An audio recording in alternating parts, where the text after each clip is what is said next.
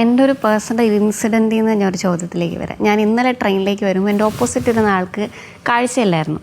അപ്പോൾ ഞാനിതിന് വേണ്ടിയിട്ട് പ്രിപ്പയർ ചെയ്യുമ്പോൾ എൻ്റെ ചെവിയിൽ ഹെഡ്സെറ്റിൽ ചേട്ടൻ്റെ പാട്ട് തന്നെയാണ് ഇങ്ങനെ റീവൈൻറ്റി കിടക്കുന്നത്. അപ്പോൾ അദ്ദേഹം ഇങ്ങനെ എന്തോ പറയുന്നുണ്ട്. അപ്പോൾ അടുത്തിരിക്കുന്ന സ്ത്രീ ഇങ്ങനെ നെഞ്ചിൽ ഇങ്ങനെ തട്ടിക്കൊടുക്കുക.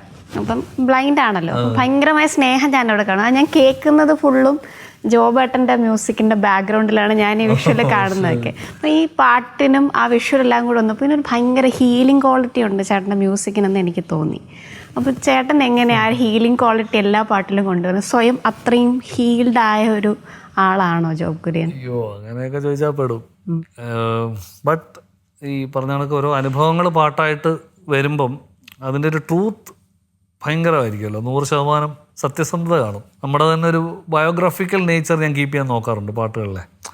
ഞാൻ ഈ സിനിമയിൽ ചെയ്യുമ്പോൾ അത് വേറൊരു ക്യാരക്ടറാണ്. നമ്മൾ വേറെ ഒരാളുടെ സ്വപ്നം മീറ്റ് ചെയ്യാൻ നോക്കുകയാണല്ലോ.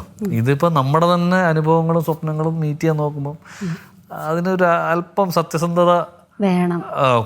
കൂടുതലായിട്ട് നമുക്ക് ചിലപ്പം മ്യൂസിക്കിൽ അനുഭവപ്പെടാം. കാരണം വെച്ചാൽ നമ്മൾ അത്രയും പ്യുവറായിട്ടാണ് അതിനെ അപ്രോച്ച് ചെയ്യുന്നത്.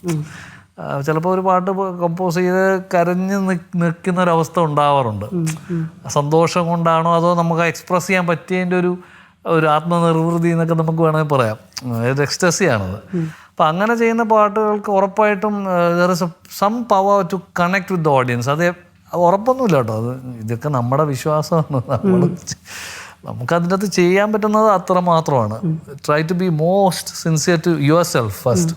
ട്രെൻഡോ ഇങ്ങനത്തെ സംഭവങ്ങളിലേക്ക് പോകാതെ അയ്യോ അത് ഭയങ്കര ട്രെൻഡ്, ഇപ്പം ഹിപ്പ് ഹോപ്പോ, അപ്പം നമുക്ക് ഹിപ്പ് ഹോപ്പ് പിടിക്കാം, അല്ലെങ്കിൽ നമുക്ക് ഇന്ന ട്രെൻഡിലാണ് ഇപ്പോൾ ആൾക്കാർ ചെയ്യുന്നത്. അങ്ങനെ ഞാൻ സത്യസന്ധമായിട്ട് പറഞ്ഞാൽ ഞാൻ നോക്കാറില്ല. ഞാൻ എൻ്റെ ഒരു പരിപാടി എനിക്ക് പറ്റുന്ന പോലെയല്ലേ ചെയ്യാൻ പറ്റും. അപ്പോൾ അത് അങ്ങനെ ചെയ്യാൻ ശ്രമിക്കുന്നതുകൊണ്ട് there some point that the audience feel that sincerity in the songs.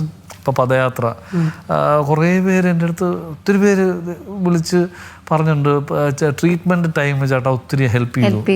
ഇതൊക്കെ പറയുമ്പോൾ നമ്മൾ മറ്റേ അവിടെ കരഞ്ഞുകൊണ്ടിരിക്കുകയായിരിക്കും. ഇപ്പുറത്ത് ഫോണിന് ഇപ്പുറത്തെ വശം കയ്യിൽ നിന്ന് പോയിട്ടുണ്ടാവും ഉറപ്പാണ്. കാരണം വെച്ചാൽ അതൊക്കെയാണ് എന്നെ സംബന്ധിച്ചിടത്തോളം ഒരു അവാർഡോ നമ്മൾ പറയത്തില്ല, അതിനേക്കാളൊക്കെ മുകളിലാണ് ഒരാളുടെ ലൈഫിൽ അങ്ങനെ നമുക്കൊരു ഒരു സ്ഥാനം നമുക്ക് കിട്ടുക എന്ന് പറയുന്നതേ. അപ്പോൾ ചിലപ്പോൾ അതായിരിക്കും ഈ ഹീലിംഗ് എന്ന് ഇപ്പോൾ താങ്കൾ ഉദ്ദേശിച്ച ഒരു സംഭവം. അത് ഭയങ്കര സ്വസ്ഥതയാണ്.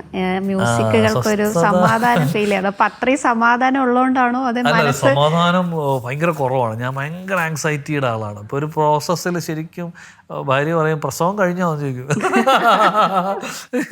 കളിയാക്കി പറയും പ്രസവ വേദനയിലാണല്ലേ. അപ്പോൾ സത്യസന്ധമായിട്ട് പറഞ്ഞു കഴിഞ്ഞാൽ അത് തന്നെയാണ്. പാട്ടിറങ്ങുന്ന ഒരു മൊമെൻ്റ് വരെ നമുക്ക് അത്രയും സ്ട്രെസ്സും ചിലപ്പം അതായിരിക്കും എൻ്റെ ഒരു നാച്ചുറൽ പ്രോസസ്സ്. അത് കഴിഞ്ഞാൽ ഞാൻ ടോട്ടലി അത് വിട്ടങ്ങ് പിടിക്കും. ഞാൻ പിന്നെ അതിൽ നോക്കിയിരിക്കലോ ഭയങ്കരമായിട്ട് അതിൽ കമൻസ് പോയി നോക്കുകയോ ഡിറ്റാച്ച്ഡ് ആവാൻ ശ്രമിക്കാറുണ്ട്. നമുക്ക് ഉറപ്പായിട്ടും നമ്മളെല്ലാ ബേസിക് ഹ്യൂമൻ നേച്ചറാണ്. നമ്മൾ ചെയ്തൊരു സംഭവം അപ്രിഷ്യേറ്റഡ് ആകുന്നുണ്ടോ എന്നൊക്കെ നമ്മളെല്ലാവരും. പക്ഷെ ഞാനതിൽ ഒബ്സസ്ഡ് ആവാറില്ല ഉറപ്പായിട്ടും. ഞാനിപ്പോൾ യൂട്യൂബിലൊക്കെ പലരും പറയും എടാ ഇങ്ങനെ ഒരു കമൻറ്റ് ഞാൻ കണ്ടിട്ടില്ല. ചിലത് കാണും ഉറപ്പായിട്ടും. നമ്മൾ പിന്നെ വല്ലപ്പോഴും ചെന്ന് ഒന്ന് നോക്കും. സന്തോഷമൊക്കെ തന്നെ അത് ഇഷ്ടമില്ലാത്ത ആരാ. പക്ഷെ അതിൽ ഒബ്സസ്ഡ് ആവാതെ ഞാൻ ശ്രദ്ധിക്കാറുണ്ട്. അപ്പോൾ ആ സ്വസ്ഥത ചില സമയത്ത് നമ്മുടെ അസ്വസ്ഥത കൂടുമ്പോൾ ആയിരിക്കും ഒരു സ്വസ്ഥതയായിട്ട് മാറുന്നത്. ഞാൻ അത്രയും ടെൻഷൻ അനുഭവിക്കുന്ന ഒരാളാണ് ഒരു പ്രോസസ്സ്. കാര്യം വെച്ചാൽ I try to give my best. ആ സമയത്ത് നമുക്കൊരു കഴിവുണ്ടല്ലോ. ഓരോ സമയത്തൊരു കഴിവ് നമ്മൾ അക്വയർ ചെയ്യുന്നതോ അല്ലെങ്കിൽ കിട്ടുന്നതോ ആയിട്ടുള്ളൊരു സംഭവം അത് അപ്പം കൊടുക്കാൻ പറ്റണം ആ പർട്ടിക്കുലർ സോങ്ങിൽ. അത്രേ പറ്റുള്ളൂ. പിന്നീട് ഇമ്പ്രൂവ് ചെയ്യുക എന്നുള്ളത് മാത്രമേ നമുക്കൊരു വഴിയുള്ളൂ അടുത്ത പാട്ടിലേക്ക് ഇത് ശ്രമിച്ച്.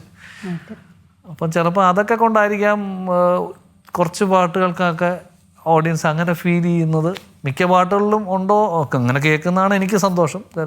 അത് അത്രയും സിൻസിയറായിട്ട് തന്നെയാണ് ചെയ്യാറുള്ളത്.